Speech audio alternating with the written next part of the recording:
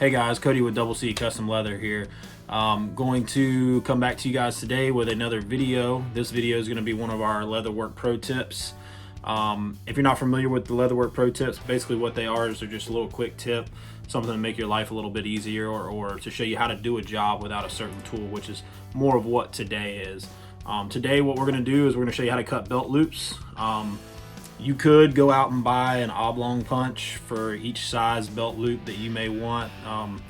They make them from like 1/2 of an inch, maybe even 1/4 of an inch, up to 2 inches. Most of my belt loops that I do on my outside of waistband holsters or knife sheaths are 2 inches. I like it to be a little bit bigger, that way it can accommodate any belt out there. And most of your men's belts are around 1 3/4 1.5 inches. So with that being said, I will post a link below for an Oblong Punch if you wanna get one. CS Osborne makes a few that are pretty good, but if you don't want to spend the super expensive price for one, you can use this tip. This is how I do all my belt loops in the shop, and I'll show you how to do it. All right, folks. So what we have here is just one of our standard holster templates.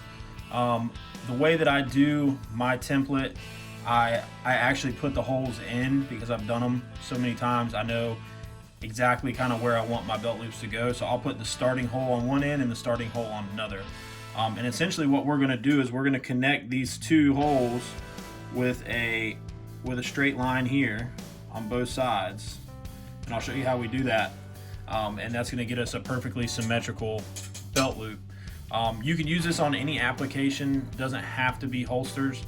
You can do it at any size belt loop you want. This is 2 inches from the top up here to the bottom here. So with that being said, if you wanted to make yours 1 3/4 inches, you just move one of these holes up and center it up on your holster where you want it, or on whatever project you're doing. So the only things you'll need for this are a metal ruler. That's imperative. You should have one of these in your leather shop. You'll need some way of cutting. I choose to use a razor knife. Make sure you have fresh blades for that, and you'll need some sort of hole punch, whatever size belt loops you want. You're going to want that kind of hole punch, and then you're going to want something to drive your hole punch with. So how we do this is I'll center my hole punch over my holes, and sorry for the camera shaking here. It's going to shake pretty good.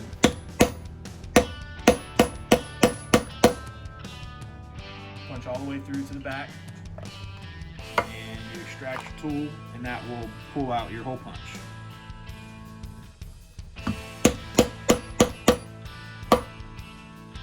Do both sides, and what you're left with is 2 holes.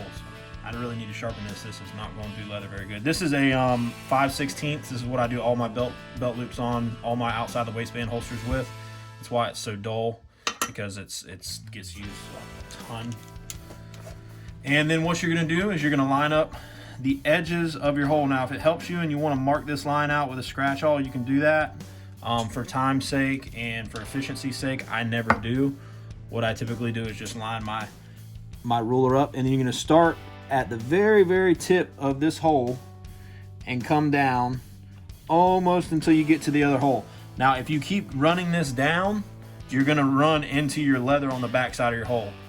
You can, if you're very careful, do it the other way, but I'm just telling you, go ahead and do it this way. And then what you're going to do is you're going to reverse your grip, and you're going to cut from this hole, and sorry if my hand's blocking, you're going to cut from this hole through to your line. So essentially what I did is I took my knife and I cut from this one back this way. Hopefully that camera angle shows you what I did there. And you can flip it over just to make sure, and then you're going to flip your project around and do the other side. Line up the 2 holes, cut about 3/4 of the way down, reverse your grip, go back the other way, and the whole time you're doing this, you're using your ruler as a guide. So that's why you want a metal one and not a plastic ruler. And there's a perfect hole punch. I could actually square this up just a little bit more, and I'll kind of freehand that. And it might take you a couple times doing this to get it right, but relatively pretty symmetrical hole punch. You're gonna sand out the edges of this anyways and burnish the insides, so it doesn't have to be perfect. I'm gonna show you one more time what we do.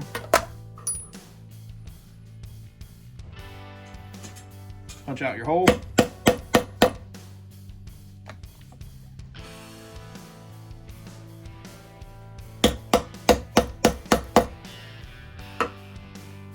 I'm doing this real time just to show you guys how long it takes. It's not too long. You can definitely save some time with an oblong punch, but if you're cheap like me and you try to get it done for as cheap as you can without buying all the crazy expensive tools, this way has never failed me.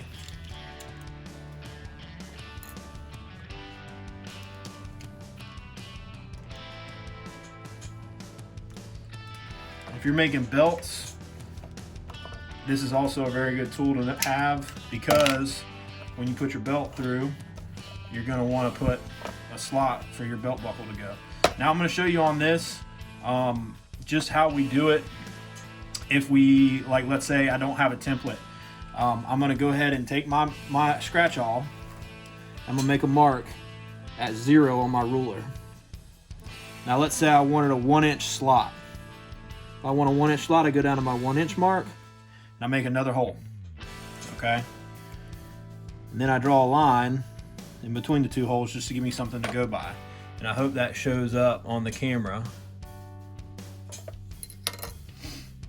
And then what you're going to do is you're going to center your punch, the top of your punch, on that line, and you're going to center it on the bottom part of your punch, and that's going to give you a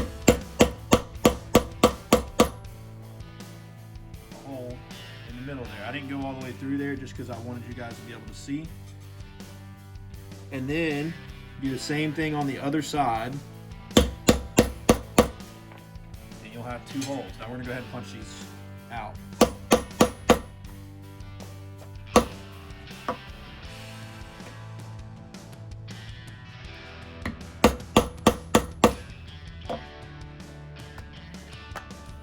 Now, if you want a 1-inch slot, all you got to do, once again, razor knife.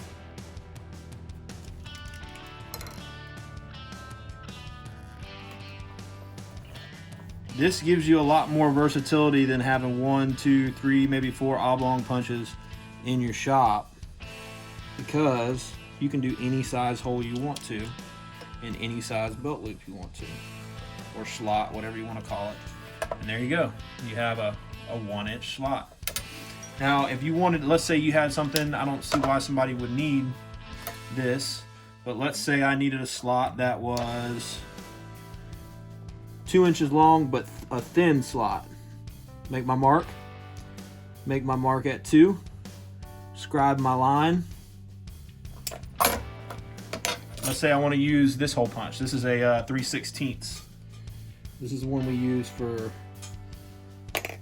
conchos and things like that. Punch a hole there.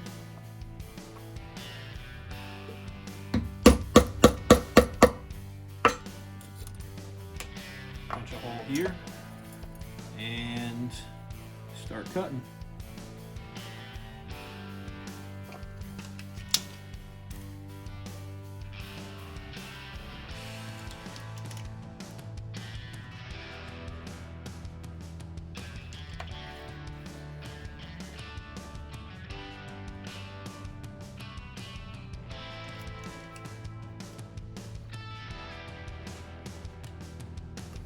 I went up from the bottom first on that one just to show you guys that there's no order in which way you have to do it.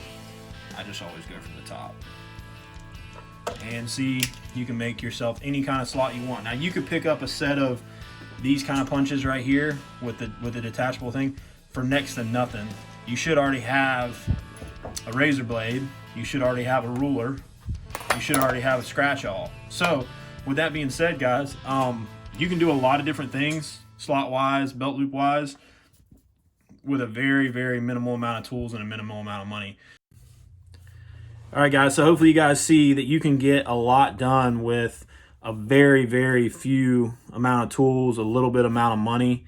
You really don't have to have much to make belt loops. You could spend $60 per oblong punch, or you can pick up a set of cheap Tandy hole punches and do it for next to nothing. So if you guys have any questions, shoot me a comment below. I'll leave descriptions to all the things we used here. I'll leave a description to an oblong punch if you're that guy and you have to have one. I will put all my social media down in the description. Check that out. Make sure you like, make sure you subscribe. And until next time, see you guys later.